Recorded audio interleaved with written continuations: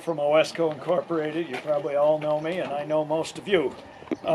What I brought tonight was just something for you to look at. It may be for you, it may not. It's more geared toward the multi-sprayer operation, the big growers that have a lot of machines out, and they're got to get their spray on quick, get covered.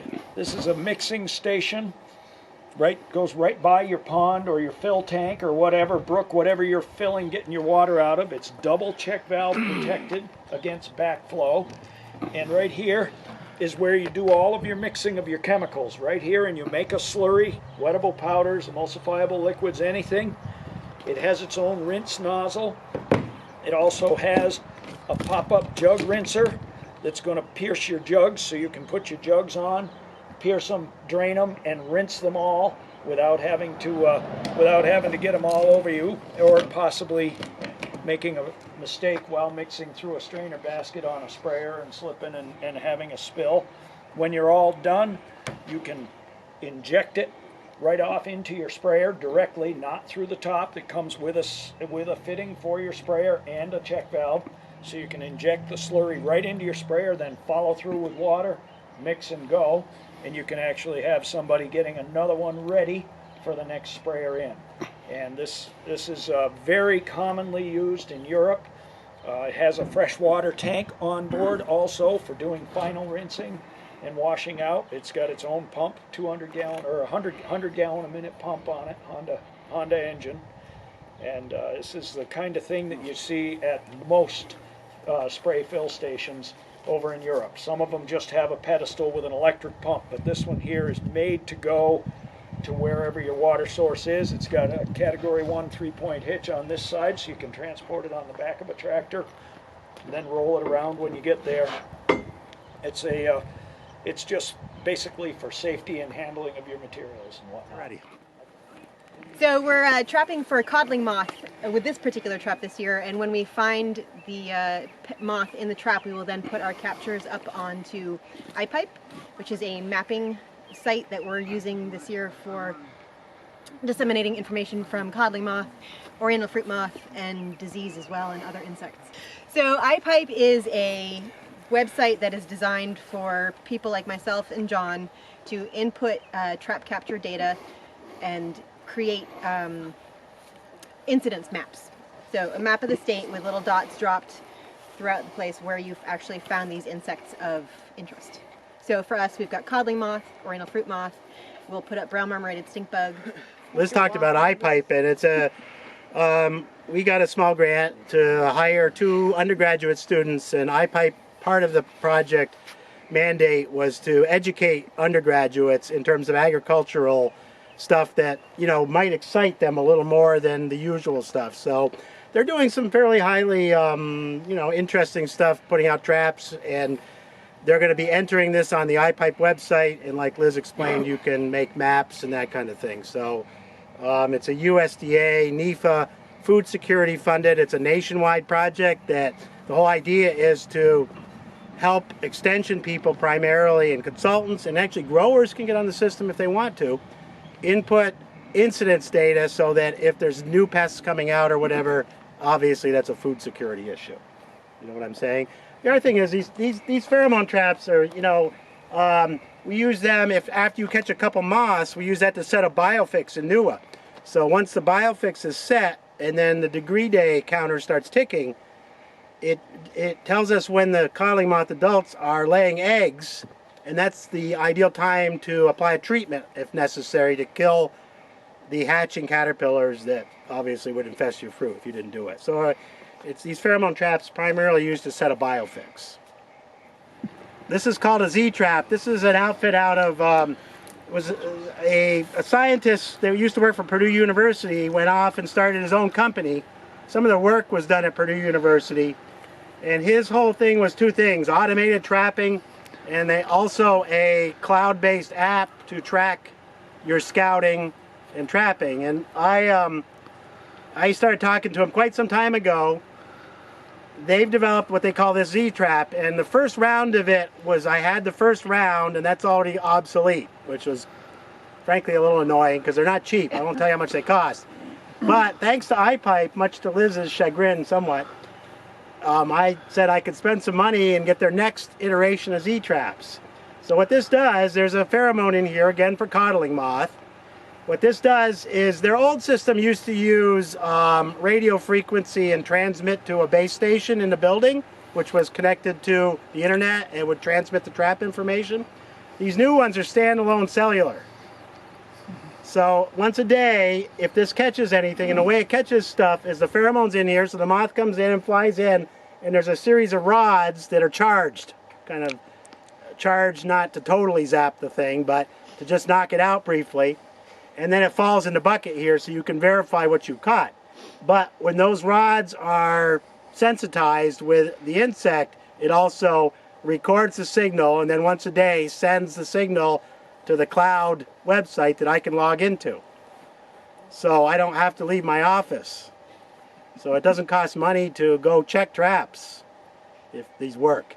But you may want to come and look at this. How do you know a fly didn't fly in there? Well, so you do have to look at, well, they have, so they developed this, the way this works is they have a, I don't know how it works exactly, but they can tell if it's a codling moth, for example. So if a fly or a bee flies in there different accidentally. Size or different shape or something. Right, and the pattern of the flapping and, right, exactly. Huh. So I don't know, I'm sure that's all patented and they're secret, but they can tell.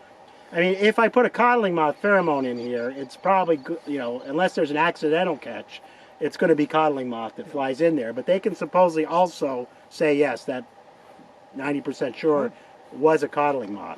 So I have 3 of these, one here, and yesterday we just put 2 out in the eastern part of the state. They did communicate. They're on my cloud. I can go look and see now when they catch them. And really, again, this is kind of to establish the biofix, to set the degree day model going, to help them determine when to spray. This is one of the thinning experiments I'm doing this year. And the reason that I'm doing it is at our Northeast Plant Growth Regulator meeting, where most of the people who work with plant growth regulators meet once a year, a question was asked. Do you apply Maxell at bloom? It's on the label, and I've never had any success with it, but I've never had an experiment where I really looked at it. And no one in the room raised their hand, with the exception of 2 growers in Michigan who also happen to be chemical representatives. And they were very adamant. And what they said is, if you apply this, the Maxell at bloom, it will increase fruit size and it will help thinning. It won't be dramatic. And so I contacted Jim Shoup in Penn State and also Tom Kahn in North Carolina, and we're doing a cooperative experiment. And what we did, we looked into it a little bit more, and Jim Shoup, when he went to Canada, talked to someone who indicated that if you put Maxell on at bloom, it will act somewhat similar to Carbaryl, where it will start to cause differentiation of fruit size in the cluster. So we are going to do that. We've just yesterday, Jim put on the Maxell, which goes against all my rules. Cold, early, but that's what we decided to do, and we put it on at 2 quarts per 100. And then when these get to be about 6 or 7 millimeters, then we will count every single. We will measure every single flower cluster in every single flower in these clusters, and then see if the Maxell does in fact cause some of the flowers to be more susceptible to our next thinner, which in this case will be NAA, and we'll do that at the normal time, about 10 millimeters. So our hope is, at least the goal is, to see if we can replace the use of Carbaryl with something like Maxell to cause growth differentiation within the cluster, so it'll be easier for another thinner after to cause thinning and break up the cluster. So that's the overall goal of what we're trying to do here. the first opportunity to thin is either bloom or petal fall. Now, blossom thinning is not popular here because you don't know what you have. But for varieties that are biennial, such as Honeycrisp and whatever, it certainly wouldn't be with Gala. But there are advantages getting started, and we have 3 blossom thinners. We have NAA, we have Amethin, and we also have Ethereal. Now, probably none of you have the moxie to put Ethereal on, and I'm not going to suggest it right now. But certainly NAA and Amethin are viable options, and I think it's something worthwhile.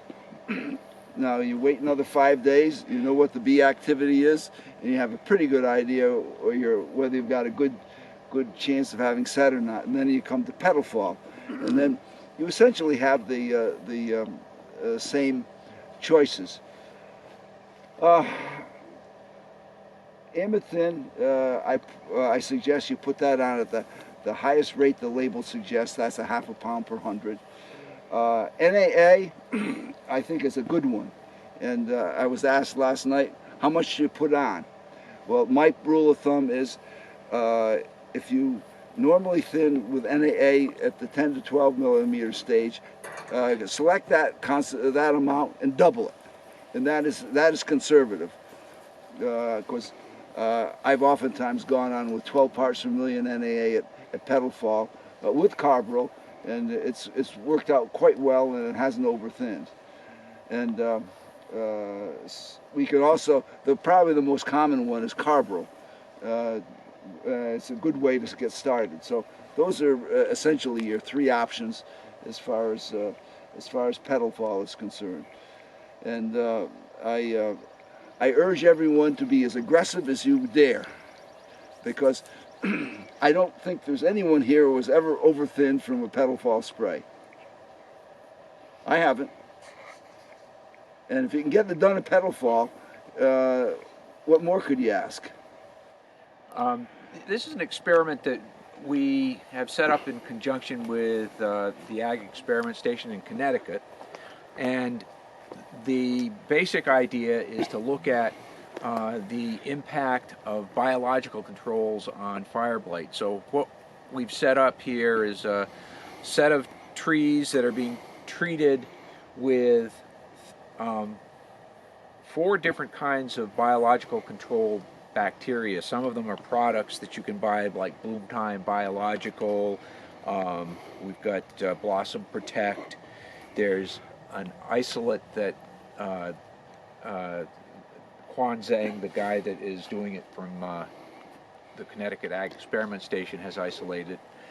And so early on, about a week ago, we started spraying these trees with the biological controls. That was, the first one went on around 40% bloom. And then we waited until roughly 70% bloom, and we put on another round of those same bacterial protectants. And then at full bloom, we were supposed to go on with Erwinia, in other words, a fire blight bacteria, and at relatively high concentrations.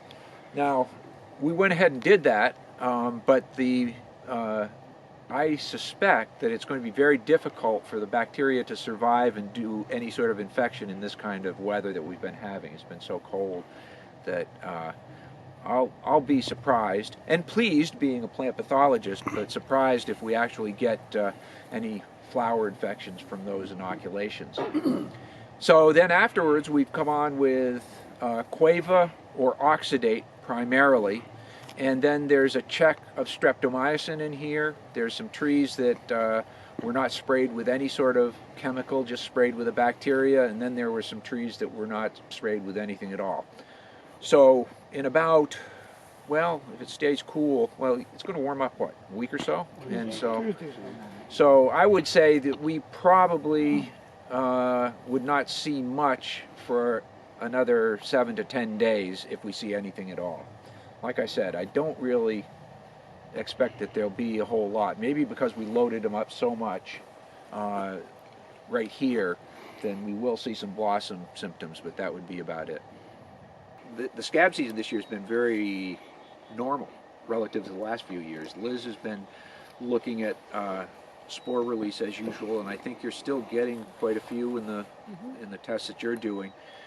I would say that if this year, I would expect that the primary infection season is going to line up pretty nicely with tree development. That is, when we're done with about 10 days after petal fall, early fruit set, you're going to be done with primary scab. So, which is contrary to the last couple, 3-4 years that we've been seeing, where we've had these long dry periods. Wet weather changes that. We've had about 3 to 4 good, by good, that's plant pathology good, bad infection periods that are meaningful, starting around, I think there was one around April 22nd, another one a few days later around the 24th and 25th. And Liz, you saw lesions from that 24th, 25th today. Today, down in X. Yep. Yeah. So, and then after that there were one April 30th, May 1st, and another one this last weekend. So those if you had made a mistake in those will show up, say, over the next week or so. I just wanted to show you this peach block briefly, just because I was talking to Stark Brothers 5 or 6 years ago at a meeting, and Sean Bixby, who's no longer there, said there's a bunch of Paul Friday stuff, varieties that, you know, were newer and most people don't have. So I arranged to get some of these trees, and the farm crew, Sean and Kristen and the rest of the crew, planted these. I wanted to do what I call a little more high density, not open center peach. I wanted to do, after I got tired of the perpendicular V, what's called a quad V, or what I call a quad V, where we've got 4 main scaffold branches developing that are going to be my main fruiting areas, and they're going to grow up a little higher than most people would like them. Now last year, this is 4th leaf. Last year they didn't have a crop. It would have been nice, because what a crop has a tendency to do, will, you know, when the tree's younger, before the wood stiffens up, we'll bring these down. So, but we didn't have a crop last year, but I hope to this year. And I've done all the pruning in here, for better or worse. It's not perfect. I have a tendency, I've been through here twice, once doing the main pruning and then touching up, but it still needs some more work. So just quickly, some of the stuff in here, and if anybody has any of these, tell me. I'd like to know. PF 5D big. PF 8-ball white. PF 9A-007. I may have some of those. Some of those, okay. I mean, some of these may be out. Have you fruited them yet? Yeah. Okay. No, I don't think they're fruit. And then I also have, at the end, there's some stuff from Adams County that I'm testing too. July rose, scarlet rose, coming back down. PF Lucky 13. This is actually what these are right here. PF Lucky 13? Yeah, I've got that one. Okay. 19-007. I know there's 24-007. There's also 22-007. 24. You got 20, yeah, 24-007. The James Bond one's been around a while. PF 24C Cold Hardy. Right there. No. PF Paramount 24. I love Paul Hardy. I love Paul Friday's stuff. You're gonna like the next one. 8-ball? What's that? 8-ball? No, we got Fat Lady. Sorry, that's his naming scheme. Avalon, which is Adams County nectarine. I forgot August Rose, Silver Gem nectarine. Then starting in the 4th row, we got Big George. PF 8-ball white and PF 8-ball and PF 8 late. I got late 8-ball, late ball. Actually, there's a little confusion there. Some PF 10s, PF Lucky 13s, PF Super Dupers. 19, I already had those, okay. Some more Fat Ladies. Legendary, PF Legendary. Anybody got any of those? No. Some more Big George. Kaching Nectarine and Kaching Nectarine and Fashionably Late. These are spaced 8 by 18 and they're all on level except for the PF5D Big, which are on red leaf. The Adams County Nursery stuff's on bay leaf.